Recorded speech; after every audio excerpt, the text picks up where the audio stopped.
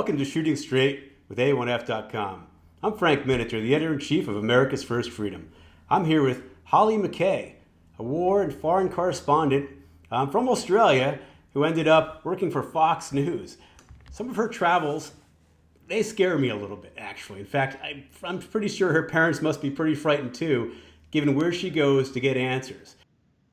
But what has intrigued me most about her is how she learned about gun rights firsthand by visiting battlefields. Now, Hollie, I have to ask you about that right from the beginning. I mean, do you go to these places armed? How are you taking care of yourself? This is hardly a safe occupation.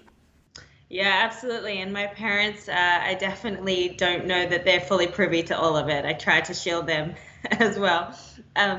But yeah, with regards to guns, I stick to the old school principles, which is that traditionally, under Geneva Conventions, journalists aren't armed. We're supposed to be non-combatants, so we're supposed to be viewed as neutral players.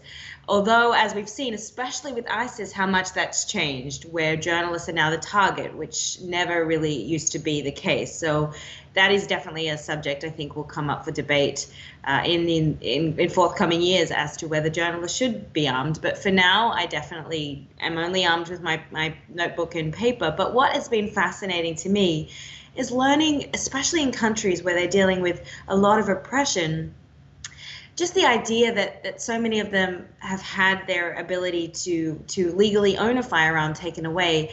And it's really made me question what difference it could have made in terms of how the government may have retaliated and acted against any peaceful protest had they known that the citizens of that country had a means to defend themselves. And I think when bullies know that they can monopolize a situation, I see it time and time again.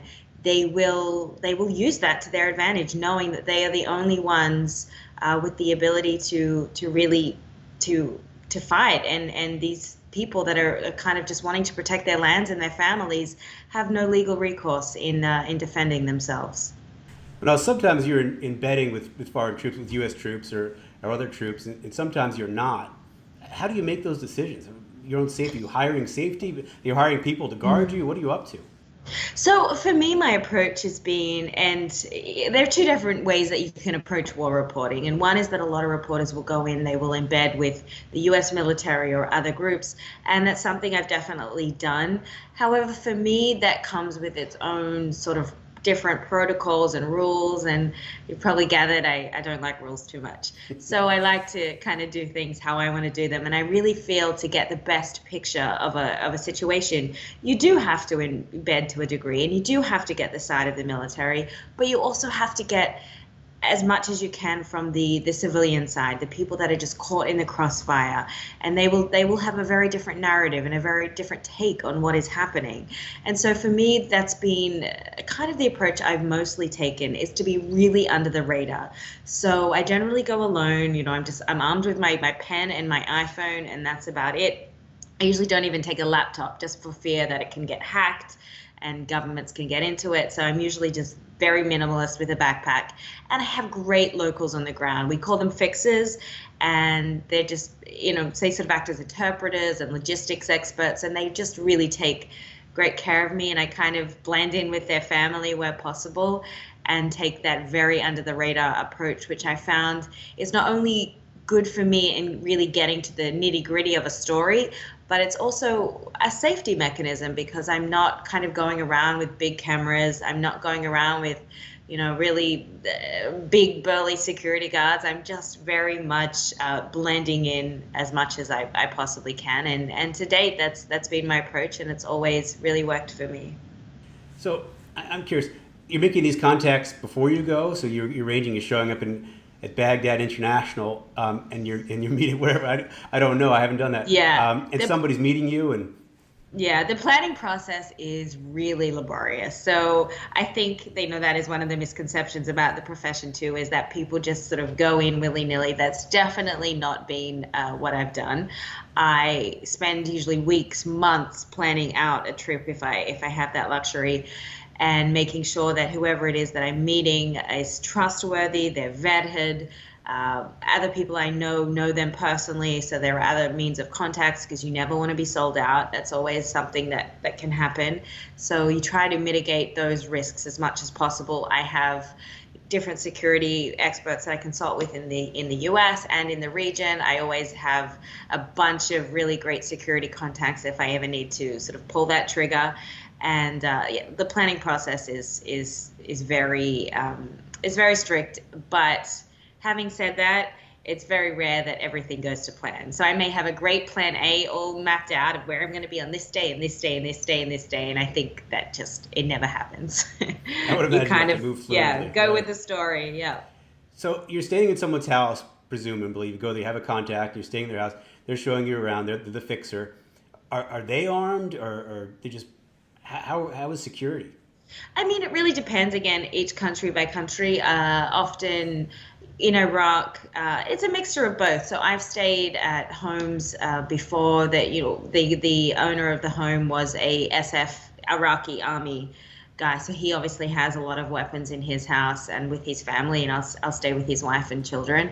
And then other places, I am with my driver and just another journalist, a local journalist on the ground, and they won't be armed. So again, it's situation by situation, but yeah, they kind of are arms everywhere, and I think people, especially during the ISIS tenure, did whatever they could to get their hands on a firearm to sort of have some means of self-protection, because it's not really just the front line that you're looking at that's a dangerous place. I mean, you're going through the streets of Baghdad, and it's a very volatile situation. Same with places like Kabul. More people will die from just basic violence that happens on the roads than often in a terrorist attack. So I think that has just sort of become a norm in that region of the world, where people will do whatever they can to try to protect themselves and their families. Well, that's what grabbed me with your book, Only Cry for the Living. You really put people there. And a few times I was actually in tears, or actually really worried about those people, and always worried about you. What really fascinated me, all parts of that book did, but the one that grabbed me is when you were with women who found out they actually had to stand up for their rights and learn how to shoot, learn how to soldier, learn how to use arms and fight against ISIS in that process. How did you find those people? How did you get to know them? How did they let you in? Yeah, so that particular group was a group called the Sun Ladies, and I learned about them through a local friend of mine who was living on the ground, and that was actually something that wasn't pre-planned before that trip. I was over there, and a friend of mine had mentioned to me, hey, there's this group of Yazidi women, and I had worked a lot with the Yazidis, and they formed their own little wing of the Peshmerga army, and they're being part of a lot of liberations, and would you like to go and meet them? And I just thought, absolutely. I just sort of never encountered that. And when I went to meet them in Hook in their sort of little base, I was just blown away. And that was I think it was the beginning of 2016 is when I first met them. And they just completed the liberation of Sinjar City, which is their ancestral homeland, and really played this incredible role. And I became very close with Captain Kasun, her name was, and she was an opera singer. Never had any military experience in her life, grew up on a mountain, and just felt this overwhelming sense of wanting to be able to fight to bring back her homeland and bring back the many thousands of girls that were still missing, that still are unfortunately missing, and just wanted to play a frontline role. And it was extraordinary. And when I first met them, I think there were about 100 women that had signed up to join, and they were doing basic training and other things. And then as it progressed, she was telling me there were just thousands of women on the waiting list. And what she really wanted was not only for them, but to be a model for other groups of oppressed women and persecuted women around the world, to be able to follow in their footsteps and do what they've done. Well, step back a second and tell us, what do these women go through that pushed them to this extreme? I mean, what the Yazidis went through is just, it's just the stuff of nightmares. In August 2014, ISIS kind of came in, surrounded the bottom of the mountain in Sinjar, which is where the majority of them live. And unfortunately, the militaries that were there to guard them all ran away, and they were just left totally defenseless. And I also must add that a lot of them told me it was their own neighbors, that their Muslim neighbors, that turned on them as well. So there is that component too. And so the mountain was surrounded. They had no choice but to run to the top. And mind you, this is August in Iraq, where it's just suffocating heat. And it was just unfathomable. And thousands of them were dying of starvation, of dehydration. You had situations where women were throwing their babies off the mountain because that was going to be a less painful death. And we couldn't get to them. Aid workers couldn't get to them. And eventually, the British, I think, started aid drops, and that was really what propelled the U.S. involvement to re-engage back in Syria, I guess, under the Obama administration, when they saw just how helpless this group was against this giant force of evil. And after that, and so many thousands and thousands of women were taken as sex slaves. And I think that has just been the most haunting part for the Yazidis, is that sort of sense of violation, and they're so determined not to let that ever happen to them again. So before all that, I'm assuming they didn't have a lot of experience with firearms. They've seen them around, but they personally hadn't used them and didn't know how to use them. So a lot of the training, I think, was done for them in conjunction with the Peshmerga, which is the Kurdish militia, and they kind of got really involved with them and trained them, gave them all sort of the protocols and things that they needed, and really sort of helped them get the arms that were required of them. And so I think the Yazidis were extremely grateful to the KRG and to the Peshmerga for that assistance. Right. Now, as a woman stepping in and seeing them, and then I would imagine you could compare that to you back home when you're living in New York City or when you're living in California. There are times maybe you feel vulnerable there. How did you able to equate that? To me, it'd be such a different world. I'd have a hard time even getting in their footsteps at all. How did you manage to do that? I mean, you certainly have to compartmentalize to a degree and realize that you're sort of living two different lives.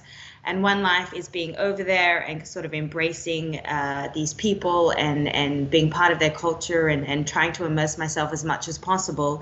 And then the other part is my life at home in the United States. And I think it just gave me a renewed sense of appreciation to the freedoms that we have here. My role as a woman in the United States is obviously very different to my role as a woman when I'm working in the Middle East.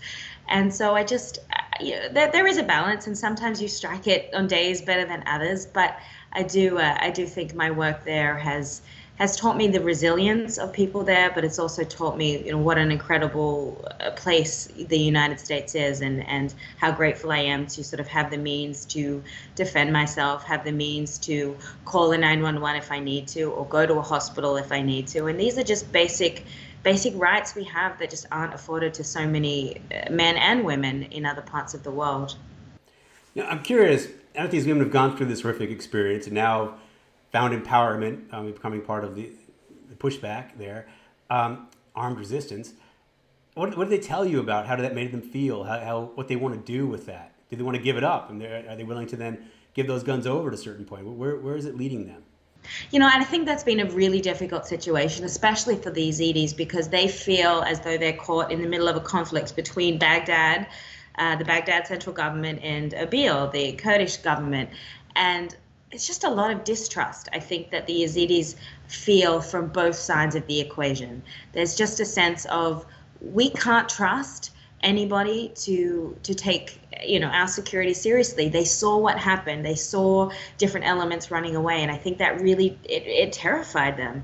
And that is something that they are determined that they want that autonomy to be able to protect themselves. And that is this case with many minority groups in Iraq, which of course Iraq has many persecuted minorities. And there is an overwhelming sense of, we want to be able to protect ourselves, and we cannot rely on our governments. We cannot rely on these other militaries. We are the only ones who can rely on ourselves. And I think ISIS really cemented that ideology. They need their Second Amendment rights too. Absolutely. I remember you also saying that ISIS fighters especially did not want to be killed by these women fighters. Why was that? Yeah, so there is, and that was something that a lot of the women sort of took great pride in, was this idea that, according to a lot of the doctrine, that they wouldn't go to the coveted paradise, which we've all heard about, with the virgins and flowing rivers of wine. But if they were killed by a woman, apparently that wouldn't happen. So it was definitely an ISIS fighter's worst nightmare to be killed by a woman, and they certainly embraced that. Wow, it took their version of heaven away from them, huh? Yeah. Right. So I would imagine the fighters on that field on the good side who were men with those women alongside of them, that was an extra weapon for them to use psychologically, even not just physically.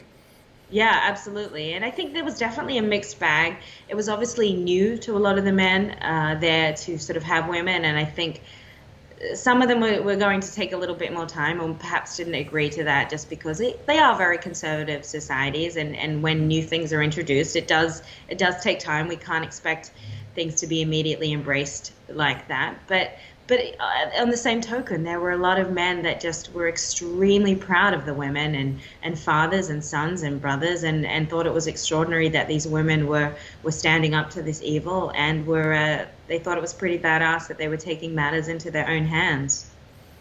The change that could come from that is right. It's hard to forecast, but who knows? That's amazing. What frightens me also about you when we talk is you don't just go to the Middle East, which is different enough. You also went into Venezuela to see what was happening there with gun rights. Can you tell me what led you there, and what did you see? Yeah, so I worked in Latin America. I believe it was the end of sort of 2018. So when things were definitely heated up, but this was just prior to the U.S. kind of delegitimizing the Maduro regime. So at that point, the humanitarian crisis was absolutely terrible. You had hundreds, thousands of people flooding across the border into Colombia every day just to try to work. Women that were just sort of begging for any medical supplies that they could. The hospitals wiped clean. People were starving. It was really a shocking situation, honestly. But what I found to be really interesting in talking to a lot of the locals was this idea that their rights had sort of slowly been chipped away. And Venezuela was a country that did have pretty robust gun rights. But after Chavez had come in, it was sort of a slow process of taking these gun rights away, under the guise that it was going to stop violent crime. And there was a lot of violent crime in the streets, still is. And so there were buyback schemes and other things. And I think a lot of the Venezuelan population really bought into it, really believing that it would reduce crime and make their streets safer. But what they found in 2014, when the peaceful protests sort of happened in the street, and they just went into a hail of bullets, basically, by the regime, is that suddenly that they were defenseless. But it wasn't just, I think, the physical idea of being defenseless. It was more, again, the ideological idea. Had the government known that citizens had the ability to protect themselves, would they have reacted in such a violent way? And so I think the ideological aspect of that tends to get lost in the argument more than just the physical. Well, didn't they also take some of these guns that they'd taken from buyback schemes and give them to criminal gangs that were behind the regime? Yeah, so they have the Colectivos in Venezuela, which are basically these armed militias, and they work very closely with sort of the government forces, but basically are allowed to run amok. And are the only ones that really have arms and can kind of walk into a grocery store and hold a gun to your head and take all the food if they want. Whereas the man behind the checkout has no recourse. So it's definitely created a huge imbalance and a problem for a lot of people that are just trying to get by and live their lives in Venezuela. And as I recall, you also witnessed what happens to disarmed peoples in Mexico. You saw some of what the cartels were up to and with disarmed and how they actually wanted to get their guns back. But there's only one gun store in Mexico City, and it takes a lot of money and strings to be able to use those rights. What was your experience there? Yeah, so that was also really interesting because Mexico, it still is in its constitution. It essentially, has Second Amendment rights in its constitution. And yet again, what we've seen over recent decades is that chipping away of those rights right down to the point where there is only one gun store. And it's so difficult for anyone to buy a gun. There's a lot of corruption. You need a permit, waiting list, money. So it's very hard for anybody to possess that. So in towns that are sort of run by cartels and other violent militias, it's just very difficult. People have little choice but to be fairly subservient to what these criminal gangs want. And on the same token, the police, because they are paid so very little and are often afraid for their own lives too, are also subservient to the cartels. And there's just a lot of corruption. And at the end of the day, who loses out? It's the civilian people who don't have the ability to really take their lives into their own hands. And I think, it's sort of I think become a helpless situation to some degree, because even if a lot of people were allowed to legally own a firearm, I mean, can they hold a candle to what the cartels are able to possess? And so that's sort of the deterioration of what has happened in recent decades in Mexico. Right, because there's also corruption through the police forces and so on that Yeah, make it very difficult. Right. yeah. So here you are on all these world travels, and I'm glad you're okay still. And you come back home, and I understand you like to shoot, and you come back here. What's that juxtaposition between those two worlds like? How does that feel, and why? I'm curious. Range time usually for me is really great recreation time. So it's nice. I'll often go alone. I really enjoy that sort of alone time, and to be able to really focus, or go with sort of one or two friends. And it's just a great time to. I think for me, it's one of the few times in my life when I can really block out a lot of the external noise and really just have a very centralized focus. And it's sort of I guess, a bit of a meditative process in some way. So I really enjoy being able to be into my head, to focus on that target. And it's just it's just an unexplainable feeling of just knowing that I can do that and legally go and do that. And that's something, again, that's just not afforded to most people in the world. And it's something it's a right that I don't take lightly. Right, I've taken a lot of first-time gun owners to the range, and they always remark how fun it is and how self-empowering it is, and how when they learn those rules of gun safety, how absolutely safe it is, Yeah. as long as you follow those rules, the entry rules of gun safety. Yeah, you walk away with a very positive and deep experience. But here you are, a journalist and traveling the globe. I'm sure rubbing elbows with other journalists. It seems to me you're pretty unique, at least from the journalists I've met. Do they talk to you? The other journalists, do they talk to you about guns? Do you feel that they're not pro our rights? Do they not see the same things you see? Tell me about that. Yeah, I think it's a bit of a mixed bag in all respects. I think, you have a lot of journalists, and the mainstream media does tend to be sort of a little bit more anti-gun. So we definitely see that. And there are a lot of people who sort of see guns as being the instigator of violence. But surprisingly, Frank, you'll see also a lot of journalists are very much, especially in war zones, are really people that are very, I would guess, say more libertarian leaning. They're free thinkers. They believe in a right to protect themselves. They see what civilians go through in not being able to protect themselves. They see how bullies oppress civilian populations and persecute minorities. And once you see that, it does open up your eyes to a completely different outlook on guns and what it takes to defend your family. And so I think at the same token, there are a lot of journalists and photographers out there who do see that side of it as well. And so it definitely does shift the narrative away. Yeah, after Daniel Pearl, that experience must have changed a lot of journalists' minds too. It's laudable what he was trying to do, but to put yourself in that situation and then have that occur, it's horrific. Yeah, absolutely. Well, I love Only Cry for the Living. I can't recommend that more to anyone who's watching this.